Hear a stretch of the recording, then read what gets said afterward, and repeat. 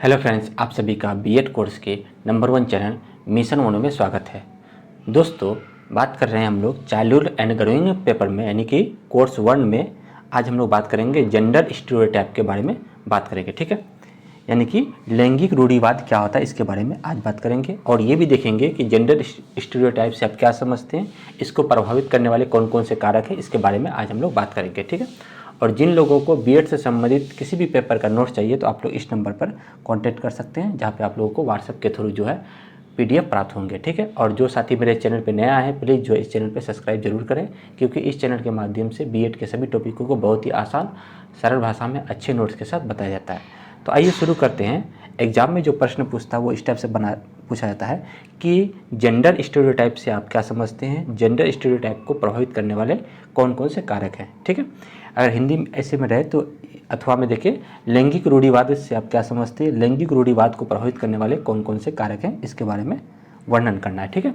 तो आइए देखते हैं, शुरू करते हैं कि जेंडर स्टीरियोटाइप होता क्या है, ठीक है। सबसे पहले हम लोग इसका रूपरेखा बनाते हैं। रूपरेखा में लिखेंगे प्रस्तावना, जेंडर स्टीरियोटाइप का अर्थ, फिर जेंडर स्टीरियोटाइप को प्रभावित करने वाले कारक, और लास्ट में हम लोग इसका निष्कर्ष देखेंगे, ठीक है। सबसे पहले हम लोग प्रस्तावना देखते हैं, इंट्रोडक्शन को देखते हैं। अब इंट्रोडक्शन में ये देखेंगे कि ये जेंडर स्टीरियोटाइप होता क्या है, ठीक है। हमारे समाज में लैंगिक मुद्दे संबंधी कई बातें देखने को मिलती है। हमारे समाज में लैंगिक मुद्दे संबंधी जो है कई सारे बातें देखने को मिलती है, जैसे दहेज प्रथा हो गया, सती प्रथा हो गया, है ना, जीविकोपार्जन हो गया, ठीक है, या फिर बेरोजगारी हो गया, या शिक्षा हो गया। तो ये जो है लैंगिक संबंधी जो है कई सारे मुद्दे हमारे समाज में देखने संबंधी मिलता है, ठीक है।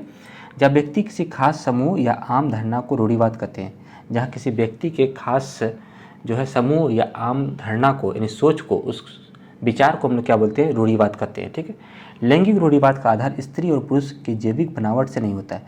लैंगिक रूढ़िवाद का जो आधार होता है वो स्त्री और पुरुष के, है ना, जैविक आधार, यानी कि फिजिकल जो है स्ट्रक्चर से नहीं होता है ये, बल्कि क्या होता है, ये एक व्यक्तियों की एक धारणा से होता है, कॉन्सेप्ट होती है, ठीक है। समझ में आया कि ये जो लैंगिक रूढ़िवाद जो होती है, यानी जेंडर स्टीरियोटाइप जो होता है, वो किसी लड़का या लड़की के, है ना, उनके फिजिकल स्ट्रक्चर के अनुसार नहीं उनको अलग करते हैं, बल्कि ये जो धारणा होती है व्यक्तियों के सोच के अनुसार होता है। व्यक्ति किस प्रकार से सोचते हैं उनके अनुसार जो है ये जेंडर स्टीरियोटाइप बनाया जाता है, ठीक है। भारत के अधिकतर घरों में लड़कियां घरेलू कार्य करती है, ठीक है, जिससे ये धारणा बन जाती है कि लड़कियां घरेलू कार्यों के लिए बनी हुई है। मतलब हमारे देश में, भारत देश में जो है ऐसा कहा जाता है, प्राचीन काल से चले आ रहा है कि लड़कियां जो है घर के अंदर में काम करेगी, ठीक है, और घर के कार्यों के लिए जो है लड़की को ही रखा गया है। इसी के आधार पर व्यक्ति के मस्तिष्क में ये धारणा बन जाती है कि सभी लड़कियां केवल घर के कार्य करने के लिए बनी है। इस प्रकार जो है सभी के मस्तिष्क में ये विचार जो है मन में बन जाता है कि जितनी भी लड़कियां होती है वो घर के कार्यों के लिए बनी हुई है, ठीक है। महिलाएं घरेलू कार्य करती है, जैसे भोजन बनाना, सफाई करना, कपड़े धोना, बच्चों का पालन पोषण करना आदि, ये सभी जिम्मेदारी महिलाओं की दी जाती है, ठीक है। यानी कि महिलाओं की का जो ये कार्य होता है, जैसे भोजन बनाना होता है, सफाई करना होता है, कपड़े धोने होते हैं, भोजन का पालन पोषण करना होता है आदि, ये सभी जिम्मेदारियां जो है महिलाओं को दी जाती है, जबकि पुरुष जो होते हैं वो घर से बाहर कार्य करते हैं। इस प्रकार की उत्पन्न धारणा को हम लोग लैंगिक रूढ़िवाद कहते हैं। अब समझ में आ गया कि जेंडर स्टीरियोटाइप क्या होता है। जेंडर स्टीरियोटाइप वो होता है जिसमें महिलाओं को उसके कार्यों के अनुसार जो है उनको रखा जाता है, और पुरुषों को उनके कार्यों के अनुसार जो है बांटा जाता है। यही होता है जेंडर स्टीरियोटाइप। जैसे महिलाएं घर का काम करेगी, भोजन बनाएगी, कपड़े धोएगा, बच्चों का पालन पोषण करता है, तो इस तरह की जो धारणा उत्पन्न होती है इसी को हम लोग बोलते हैं जेंडर स्टीरियोटाइप, ठीक है। अब हम लोग देखते हैं, ये तो प्रस्तावना हो गया। अब हम लोग देखेंगे जेंडर स्टीरियोटाइप का अर्थ, ठीक है, कि जेंडर स्टीरियोटाइप का अर्थ क्या होता है, ठीक है, meaning of gender stereotype. Gender stereotype से तात्पर्य ये है कि ऐसी पूर्वकल्पित विचार जिसमें किसी समूह या व्यक्ति, जाति, वर्ग या वस्तु के बारे में मस्तिष्क में ऐसी कोई धारणा बन जाती है जिसका कोई तार्किक प्रमाण ना हो, ऐसी धारणा को हम लोग जेंडर स्टीरियोटाइप कहते हैं। मतलब जेंडर स्टीरियोटाइप एक ऐसी धारणा है, एक ऐसा विचार है जो किसी समूह, व्यक्ति, जाति, वर्ग आदि के बारे में जो है मस्तिष्क में एक ऐसी कोई धारणा बन जाती है जिसका कोई तार्किक प्रमाण नहीं है, ठीक है। ये जो है सदियों से चले आ रहा है। जैसे कि पुरुषों के साथ जो है महिलाओं को जलाया जाता था तो वो सती प्रथा था, ये पहले से चले आ रहा था, इसका कोई प्रमाण नहीं है। ठीक है, तो इस तरह के जो है हम लोग रूढ़िवाद को हम लोग जेंडर स्टीरियोटाइप कहते हैं। ठीक है, तो इसका कोई तार्किक प्रमाण नहीं होता है। जेंडर स्टीरियोटाइप का मतलब हुई हुआ कि किसी समूह, व्यक्ति, जाति, वर्ग के प्रति जो है मस्तिष्क में जो विचार बन जाता है उसी को हम लोग जेंडर स्टीरियोटाइप कहते हैं। ठीक है, ये लैंगिक रूढ़िवादिता एक समूह को दूसरे समूह से पृथक करती है। ये लैंगिक रूढ़िवादिता जो होती है, जेंडर स्टीरियोटाइप जो होती है, वो एक समूह को दूसरे समूह से क्या करती है, पृथक करती है, यानी अलग करती है। जेंडर स्टीरियोटाइप का समान अर्थ होता है पुरुष और स्त्री या लड़का या लड़की के बीच तुलना करना। जेंडर स्टीरियोटाइप का जो समान अर्थ होता है पुरुष और स्त्री या लड़का या लड़की के बीच जो है एक प्रकार का क्या करना, तुलना करना। ठीक है, कि लड़कियां ये काम करेगी, लड़के जो है ये काम करेंगे, तो काम उसके जो है रहन सहन, कामों के अनुसार, पहनाव के अनुसार जो हम उनकी तुलना करते हैं उसी को हम लोग जेंडर स्टीरियोटाइप कहते हैं। ठीक है, आगे है, ऐसा देखा जाता है कि जिस घर में शिक्षा का अभाव होता है वही जेंडर स्टीरियोटाइप उत्पन्न करती है। ऐसा देखा जाता है कि जिस घर में शिक्षा का जो है कमी होती है वहाँ पे जो है जेंडर स्टीरियोटाइप उत्पन्न होता है। यदि घरों में लड़कियों से घरेलू कार्य करने की अपेक्षा रखती है तो विद्यालय में आए अतिथि की खान-पान संबंधी सेवा, नृत्य प्रतियोगिता, गृह सामान्य आदि कार्यों की अपेक्षा रखते हैं। मतलब यहाँ पे ये कहा गया है कि जेंडर स्टीरियोटाइप उत्पन्न कैसे होता है।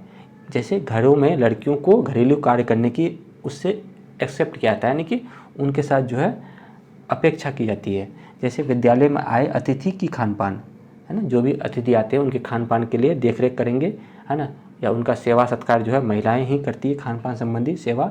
नृत्य प्रतियोगिता भी, है ना, गृहस्थी संभालना, ये सभी जो घर का काम संभालना, ये सभी जो है महिलाएं करती है। इसीलिए जो है महिलाओं को जो है उनके कामों के अनुसार जो है उनको बांटा गया है। ठीक है, जबकि पुरुषों को घरों के बाहर कार्य करना, खेलकूद में भाग लेना, शिक्षा ग्रहण करना, ये सभी जो है कार्य उनकी अपेक्षा की जाती है। ये सभी कार्य जो है उनके पुरुषों के जो है अनुसार बांटा जाता है। ठीक है,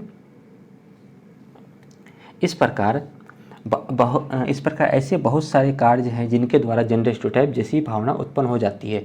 यहाँ तक कि भारत के अनेक हिस्सों में आज भी माता पिता को लड़की की चाह होती है, लड़की को जन्म लेने से पहले ही ख़त्म कर देने के तरीके इस मानसिकता को उत्पन्न करती है। ठीक है, यानी कि आज भी हमारे भारत देश में जो है ऐसा माता पिता का सोच रहता है कि लड़की के जन्म लेने से पहले उसे जो है ख़त्म कर दी जाती है भ्रूण हत्या के अकॉर्डिंग। ठीक है, तो यहाँ पे जो है इसी मानसिकता को उत्पन्न करती है जेंडर स्टीरियोटाइप। ठीक है, अब हम लोग देखते हैं जेंडर स्टीरियोटाइप को प्रभावित करने वाले कारक कौन कौन से कारक हैं जिसके द्वारा जेंडर स्टीरियोटाइप प्रभावित होते हैं। तो जेंडर स्टीरियोटाइप को प्रभावित करने वाले कारक जो है निम्नलिखित है। एक नंबर में आएगा मीडिया। सबसे पहला जो है मीडिया जो है जेंडर स्टीरियोटाइप को प्रभावित करता है। कैसे, देखते हैं। मीडिया जेंडर स्टीरियोटाइप को बहुत अधिक प्रभावित करता है। मीडिया विज्ञापनों में ये दिखाते हैं कि कंप्यूटर विज्ञापनों में लड़के एवं लड़कियां पूरी दक्षता के साथ कंप्यूटर का प्रयोग कर रहे हैं, वे कंप्यूटर पर एक साथ कार्य कर रहे हैं, लेकिन लड़कियों को मीडिया अवलोकन के रूप में दिखाने के लिए प्रयोग करते हैं। मतलब यहाँ पे ये कहा गया कि मीडिया जो होती है वो क्या करती है, अपने जो भी बैनर बनता है, ठीक है, या कोचिंग का या फिर कोई भी क्लास का जो है कोई भी बैनर होता है तो उसमें जो है लड़कियों का चित्र बनाया जाता है। ठीक है, लड़कियों को फोटो दिखाया जाता है आकर्षित करने के लिए। तो यहाँ पे जो है जेंडर स्टीरियोटाइप को वो क्या करता है, प्रभावित करने वाला एक कारक है मीडिया। ठीक है, जबकि उस संस्था में जो है लड़के और लड़कियां दोनों पढ़ते हैं, लेकिन उनके जो पोस्टर बनते हैं यानी कि उनका जो बैनर बनता है उनमें जो है लड़कियों का चित्र दिखाया था आकर्षण के लिए। ठीक है, तो यहाँ पे जो है जेंडर स्टीरियोटाइप उत्पन्न कर रहा है। उन्हें कंप्यूटर के बगल में खड़ा कर दिया जाता है और खूबसूरत और आकर्षक के रूप में दिखाया जाता है। ठीक है, यहाँ पे हम लोग मीडिया का देखिए, मीडिया किस प्रकार से जेंडर स्टीरियोटाइप उत्पन्न करता है। दूसरा में देखते हैं फिल्में यानी मूवीज़। ठीक है, फिल्मों में जेंडर स्टीरियोटाइप को दिखाने एवं प्रचार प्रसार के लिए करने में बहुत आगे होती है। फिल्म में जो महिला के चरित्र के बारे में दिखलाई जाती है उन्हें लड़कियां अपने आप को जोड़ती है, जबकि लड़के को हिम्मत, साहस और सक्रियता का प्रदर्शन करती है। मतलब यह कहा गया कि फिल्मों में देखते होंगे कि ज़्यादातर जो है कोई भी जो छोटा काम होता है या फिर कोई चरित्र के बारे में जो ऐसा कोई बात होता है जिसमें महिलाओं को रखा जाता है। ठीक है, तो महिलाओं के चरित्र के बारे में दिखाया जाता है। ठीक, जबकि पुरुषों के जो है साहस, हिम्मत और सक्रियता के बारे में दिखाया जाता है। तो वहाँ पे भी जो है जेंडर स्टीरियोटाइप जो है देखने को मिलता है। ठीक है, तीसरा नंबर देखते हैं हम लोग अध्यापक को। अध्यापक कैसे जेंडर स्टीरियोटाइप उत्पन्न करता है, इनमें देखते हैं। अध्यापक को जेंडर की समझ का विकास पर बहुत अधिक प्रभावित करता है।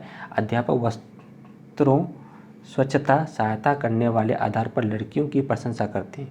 मतलब ये करते हैं कि लड़कियों की जो है साफ़ सफाई संबंधी, है ना, वस्त्र स्वच्छता सहायता, इन सभी संबंधी जो है लड़कियों का वो क्या करते हैं, तारीफ़ करते हैं, प्रशंसा करते हैं कि लड़कियां जो होती है वो स्वच्छ रहती है, साफ़ सफाई रहती हैं, ठीक है।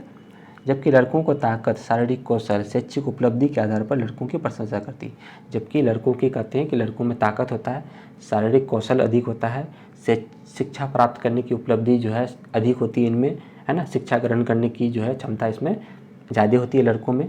अध्यापक लड़कों एवं लड़कियों को अलग अलग तरह से संबोधित करते हैं।